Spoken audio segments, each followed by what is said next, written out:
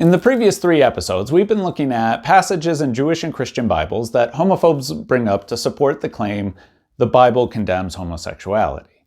So far, we've seen passages that condemn anal sex between men and maybe the appearance of homosocial gang rape, but little else without considerable help from the reader. And the focus all along has been firmly on men.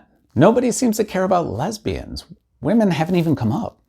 In the last case we look at, we probably have the most important passage on homosexual relations in Christian Bibles for 3 reasons. First, it's the longest sustained argument on homoerotic behavior in the Bible. I mean, it's 2 verses. It's not much. There are more important issues, but this is what we have. Second, Paul actually addresses sexual desire in this passage, not just homoerotic practice. And third, Paul may finally address lesbians. Look, in ancient sexual ethics, the main problem caused by anal sex between men was that one of them, the receptive partner or bottom, was degraded to the status of a woman. Lesbians are already women, so there are far fewer ancient condemnations of lesbians. Even when they pop up, they more poo-poo gay women than rant and rave about them. So it's not surprising that ancient biblical texts also tend to ignore lesbians. If Paul condemns them, however, then Christians may have some small biblical warrant for condemning homosexuality generally, not just certain homoerotic behaviors between men. Yet Paul's brief pair of verses still require readers to make lots of choices when they interpret Romans. Let's ask a few critical questions of Paul in this episode of Sounds Like BS. Paul's gay idolaters? The Apostle Paul became a big reason that Christianity spread through the northern Mediterranean. We have more letters by Paul than any other biblical writer, but his letter to the Romans is the only one he writes to strangers.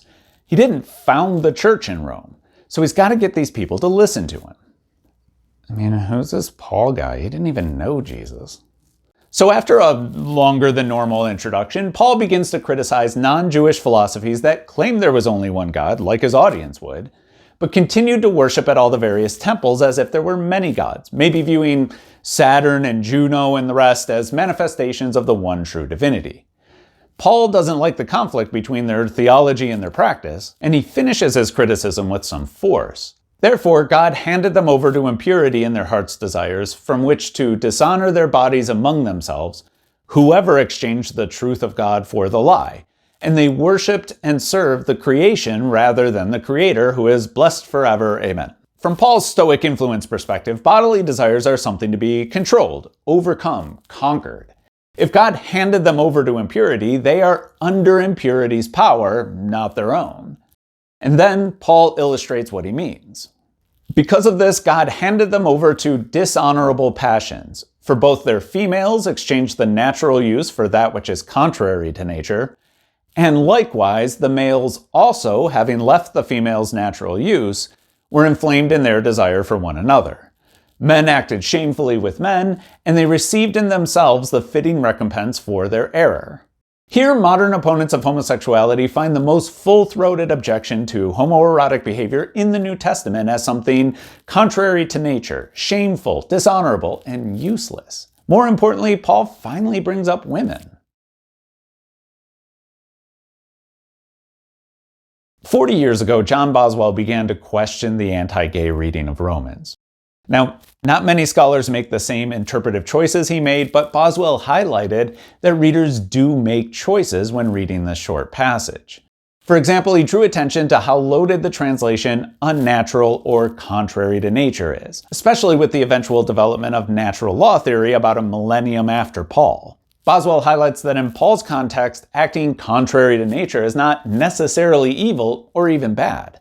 Later in the same letter, Paul describes God as acting contrary to nature by grafting a wild branch onto a cultivated tree. Usually a farmer would do the opposite, so Paul seems to mean that God acted unusually, not unnaturally.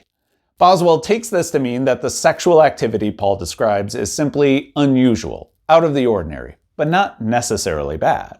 Against Boswell, though, the language of acting contrary to nature appears in many contemporary discussions of sexual ethics where it's used to condemn, well, whatever they don't like, including gay sex. So it can definitely mean something beyond out of the ordinary, especially in sexual ethical discussions. But Paul's meaning isn't just obvious, and it requires us to choose an interpretation. In one case, that it's horrible when gay people act contrary to nature, but it's awesome when God does it. As we've discussed in an earlier episode, since the 1800s, we tend to lump people together into two categories, straight and gay. Since gay men and lesbians both fit in the category of homosexual, we tend to lump them together. This was much less likely to happen in the first century, though, and we have to be careful not to impose our modern paradigm on an ancient text. Take, for example, the creation myth told by Aristophanes in Plato's Symposium. Here, humanity was originally four-legged joined pairs, male-male, female-female, and male-female, or androgyne. United like this, we were so powerful that we scared even God, who cut us in two, and now we search for our other half. Half men for other men, half women for other women, and half androgynes for the other gender. Plato's Aristophanes acknowledges lesbian attraction and even sexual orientation in a primitive way, but lesbians are never put in the same category with gay men as homosexual pairs. Instead, lesbian couples are lumped together with straight couples as pairs that involve women, over against gay men couples that don't. In other words, they cared more about the type of people involved or the things they did than some degree of similarity in abstract gender configuration.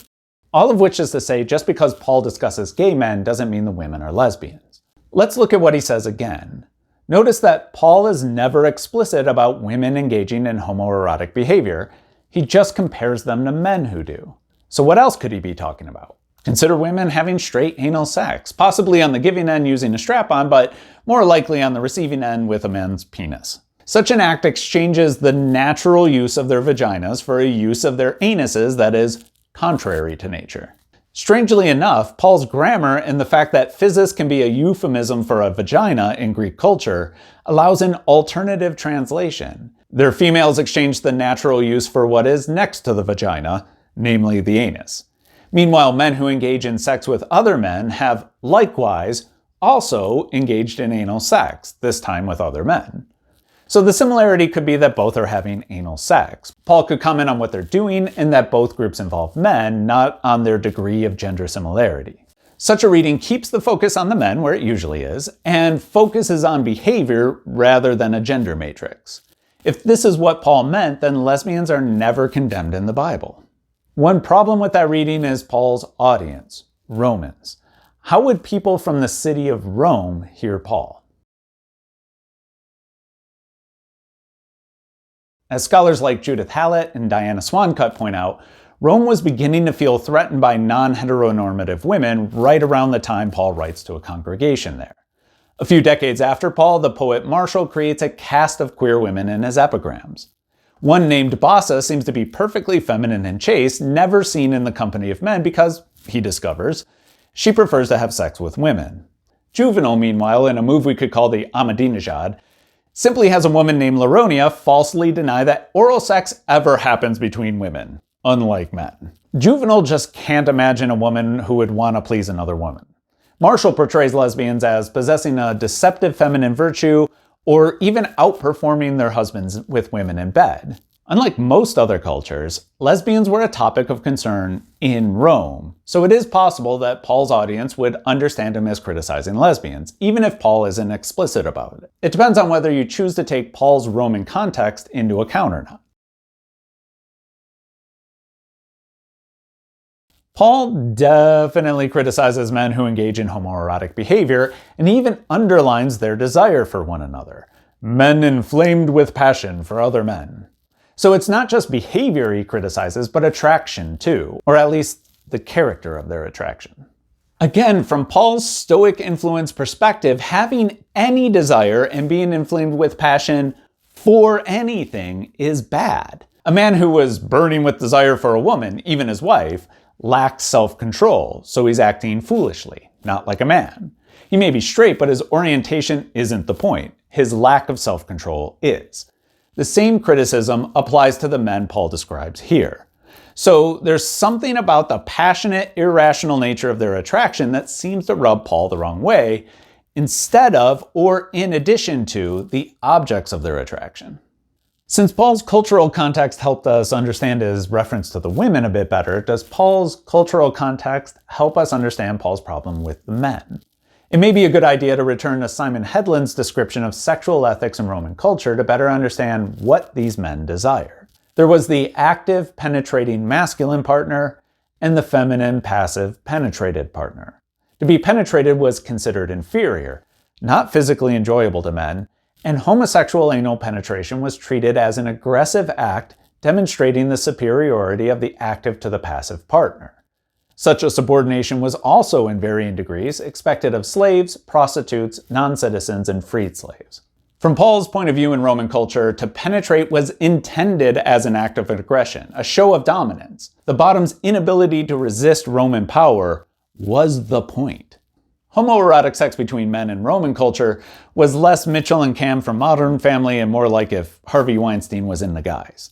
To penetrate another man was to treat him like a foreigner or a slave. Paul's theology envisions all Christ followers on equal footing as free fellow citizens of God's kingdom, not as slaves to be abused.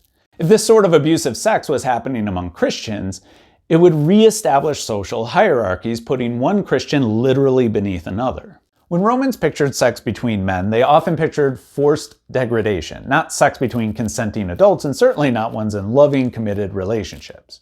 If we choose to take Paul's Roman context into account regarding the men, we'd hopefully agree that coercing a powerless, often younger man into sex against his will is shameful. But if that aggressive, exploitative character is removed from the relationship, would Paul still care? Or at least care as much?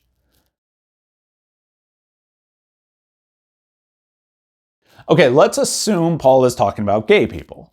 He doesn't just bring them up out of nowhere. Instead, the problem starts with idolatry, or worshiping gods other than Israel's God, Yahweh. Idolatry isn't always an issue for many modern Western LGBTQ people, so it's unclear if they are relevant to Paul's conversation. But for Paul, idolatry leads to uncontrolled passion and desire. Passion and desire are meant to be controlled. If you say you're passionate about something, say your job, your spouse, your football team, then you're doing it wrong to someone like Paul. Uncontrolled passion leads you to make irrational choices. The people in verses 26 and 27 simply illustrate that for Paul's Roman audience. But the problem doesn't end there. Instead, if they continue to worship badly, they are filled with all sorts of wickedness, including envy, deceit, gossip, slander, haughtiness, boastfulness, rebelliousness toward parents, foolishness, and ruthlessness. Paul says these things are deserving of death, but most of them will hardly raise an eyebrow in American society.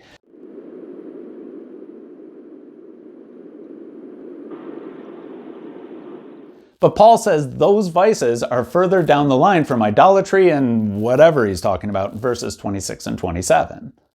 But here's the point. None of this is particularly new. We find very similar arguments in the ancient Jewish text, the Testament of Naphtali, or the works of the Jewish philosopher Philo. That means Paul's Roman audience is probably already familiar with the argument and nodding along thinking, this guy gets it. Paul opens with this argument because he knows his audience will agree. And that's when he brings the hammer down.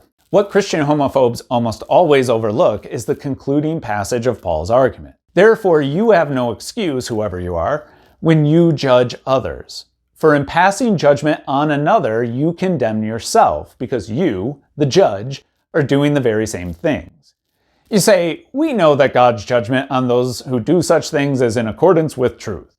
Do you imagine, whoever you are, that when you judge those who do such things and yet do them yourself, you will escape the judgment of God? In the end, Paul calls his audience out for judging others when they are just as guilty. Does he mean they're envious, deceitful, arrogant? Probably. Do they hypocritically condemn homoerotic sex while committing sexual sins themselves? Maybe. Are they idolatrous? Could be. Paul's point is simply that all people sin. His audience is too busy judging others when they should be tending to their own vices. They want to exclude people because they view them as sinful, unclean, dishonorable. Paul argues that vice threatens everyone, and in the end, God will judge if judgment is needed. Leave that to God. You can understand why Christian homophobes who take pride in judging LGBTQ people and seek to exclude them from their congregations also choose to ignore the conclusion of Paul's argument. The question is whether Romans 1 compels its Christian readers to hate, exclude, condemn, and sometimes violently attack gay people. Since some Christians hear that message, we have to assume it's possible, but only when they make certain choices. They have to choose to hear contrary to nature in a Stoic, which is to say pagan philosophical sense, to escalate the severity of the vices. Inconsistently choose to embrace Paul's Roman context in order to infer homosexuality for the women, when it's not explicitly stated, but at the same time ignore Paul's Roman context so that the exploitative, coercive, and often pedophilic nature of sex between men in Rome can be put to the side. That way they can condemn all gay men and all gay women. They have to choose to focus narrowly on 2 verses taken out of context while also being envious, gossipy, boastful, haughty, foolish, and deceitful, which Paul condemns even more strongly. And finally, they have to choose to ignore Paul's main point, which is to focus on their own sins, since everyone is sinful, instead of judging and excluding others. They are welcome to make these choices, but they're also responsible for them, whether they like it or not.